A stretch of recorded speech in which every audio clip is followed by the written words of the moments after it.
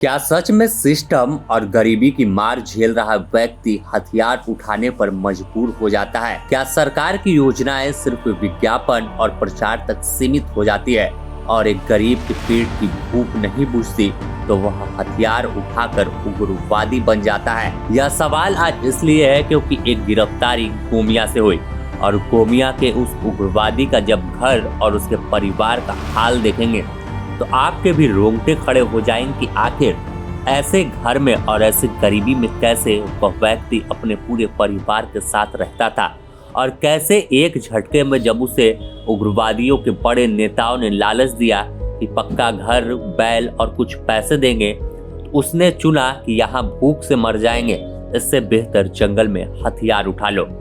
यह कहानी गोमिया थाना क्षेत्र के नक्सली फूलचंद किस्कू उर्फ राजू की है। पिछले 10 साल से वह जंगल में हथियार लेकर घूम रहा था। बताया जाता है कि 10 साल पहले जिलगा जंगल में लकड़ी काटने गया था, तभी कुख्यात नक्सली चंचल दा का दस्ता वहां पर पहुंचा। उस दस्ते में प्रयाग मांझी उर्फ विवेक दा, करम दा समेत कई बड़े नक्सली शामिल थे। इस दौरान नक्सलियों की नजर उस गरीब आदिवासी फूलचंद पर पड़ी। इसके बाद नक्सलियों ने उसे कहा कि खेती करते हो, तो उसने कहा कि साहब कोई खेत नहीं है और किसी दूसरे की खेती बटैया पर करते हैं, लेकिन बैल नहीं है तो काफी परेशानी होती है, पक्का घर नहीं है, खाने को पैसे नहीं है, लकड़ी काट कर बिक्री करते हैं तो उनका घर चलता है। इसके बाद नक्सलियों ने उससे वादा किया कि खेत के लिए एक जोड़ा बैल, पक्का घर के साथ बेहतर जिंदगी जीने के लिए वह उसे हर संभव मदद करेंगे, लेकिन इसके लिए उसे दस्ते में शामिल होना होगा।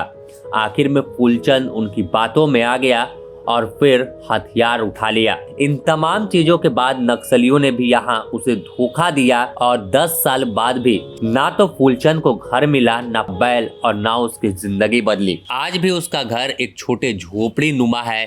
छत के नाम पर सिर्फ टूटे फूटे करकट और टीन लगाकर आसमान से छाया करता है, तो दीवार के नाम पर मिट्टी की टूटी हुई दीवार है। घर में दरवाजा के नाम पर सिर्फ एक चादर लटकी हुई है। अब आखिरकार पुलिस जब आत्मसमर्पण और पुनर्वास नीति के तहत तमाम नक्सलियों के घर पहुंचकर उनके परिवार से बात कर रही है, तो बोकारो पुलिस भी फूलचंद किस्कू के घर पहुंची, जिस पर 15 से अधिक हत्या, लूट, डकैती और रंगदारी समेत सरकारी संपत्ति को क्षति करने जैसे मामले दर्ज है। बताया गया कि गोमिया थाना क्षेत्र के सुदूरवर्ती इलाके घने जंगलों के बीच धमधरवा गांव में फूलचंद का घर ऐसे जगह पर है जहां 1 किलोमीटर तक सड़क नहीं बल्कि पैदल जाना पड़ता है। पुलिस की टीम भी पहुंची और पुलिस की टीम जब वहां गई तो उसे खुद विश्वास नहीं हो रहा था कि आज के समय में भी इस तरह से लोग जंगल में रहते हैं।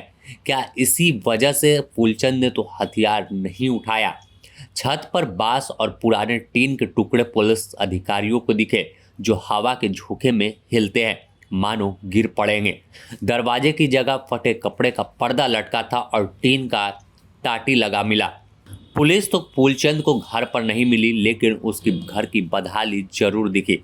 आखिरकार उसके परिवार के लोगों से बात किया और बताया, आपको पूर्णवास और आत्मसमर्पण नीति के तहत फायदा मिलेगा, फूलचंद का आत्मसमर्पण करा दीजिए। लेकिन उनके परिवार को भरोसा नहीं था, क्योंकि पहले ही नक्सलियों में जब वादा किया था तो वहां से भी धोखा मिला था और हथियार 10 साल उठाए हो गए, लेकिन ना बैल मिला और ना घर मिला। आखिरकार पुलिस लगातार दबाव बनाती रही और बाद में फूलचंद को एक टीम बनाकर छापेमारी की गई, जिसमें उसके घर के पास से ही जंगल में गिरफ्तार किया गया। अब इस पूरे गिरफ्तारी पर एक सवाल उठता है कि आखिर बेहतर जिंदगी पाने के लालच में अपराध के रास्ते पर जाना जरूरी है या सही रास्ते पर चलकर जिंदगी बनाना, मेहनत करना जरूरी है? क्योंकि मेहनत करने का सही समय हर किसी का आता है। हौसले से मेहनत करने वालों की सफलता को गले लगाते हैं, इसलिए मेहनत खामोशी से की सफलता शोर मचा दे। ये कहानी सिर्फ एक अत्यंत गरीब, अति पिछड़ा आदिवासी युवक की है, जिसे पक्का घर, खेती करने के लिए जोड़ा बैल और बेहतर जिंदगी का वादा देकर नक्सलियों ने उसका जिंदगी ही बर्बाद कर दिया। और इसमें दोष सिस्टम का भी है। अगर सिस्टम उस तक पहुंच जाता तो शायद उसके पास अबुआ आवास योजना का पक्का घर रहता और तमाम सरकारी सुविधा का लाभ मिलता तो शायद वह हथियार नहीं उठाता। गोमिया से संजय कुमार की रिपोर्ट।